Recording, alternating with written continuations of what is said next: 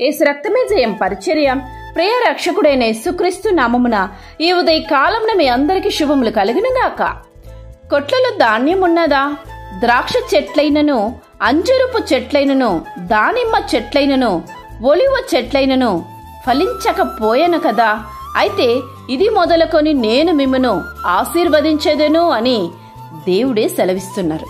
నా ప్రియ సహోదరి సహోదరులారా, దేవుడు నిన్ను ఆశీర్వదించాలంటే, దేవుని ఆశీర్వాదం నీవు పొందుకోవాలంటే ముందుగా నీవు ఉపకారం చేయు వ్యక్తిగా ఉండాలి.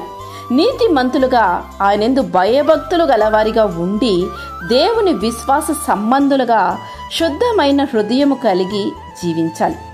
నీవు దేవుని ఆశీర్వాదం పొందుకోవాలంటే కీడుకు ప్రతి కీడు, దూషణకు ప్రతి దూషణ చెయ్యకుము.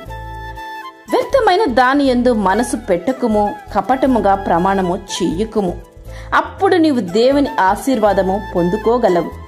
దేవుని ఆశీర్వాదము నీవు పొందుకుంటే గొప్పవాడవుగా, నిన్ను ఎవరు ఏమి చేయలేరు, ఆధిక్యతలు దేవుడు నీకు కలుగు చేస్తారు.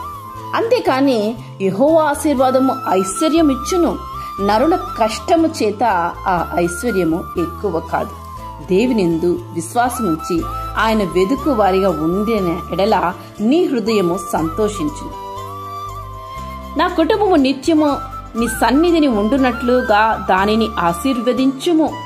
నీ ఆశీర్వాదం నుండి నా కుటుంబము నిత్యము ఆశీర్వదింపబడునుగాక అని వాక్యం సెలవిచ్చిన విధముగా నిత్యము కుటుంబ సమేతంగా ఆయన సన్నిధానంలో కనపడడానికి, సన్నిధానంలో ఆయన మహిమపరచడానికి కుటుంబ సమేతంగా వెళ్ళి ఆయన ఆరాధించు.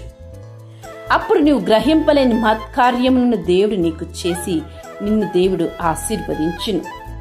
ఆయనే నీకు ఆశ్రయ కోటగా ఉండి ఏ కొదవు నీకు లేకుండా మేలులు చే దేవుడు నింపును.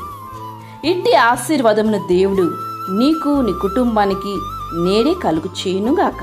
ఆమేన్. యేసు రక్తమే జయం పరిచర్యలో మీ సహోదరి. God bless you.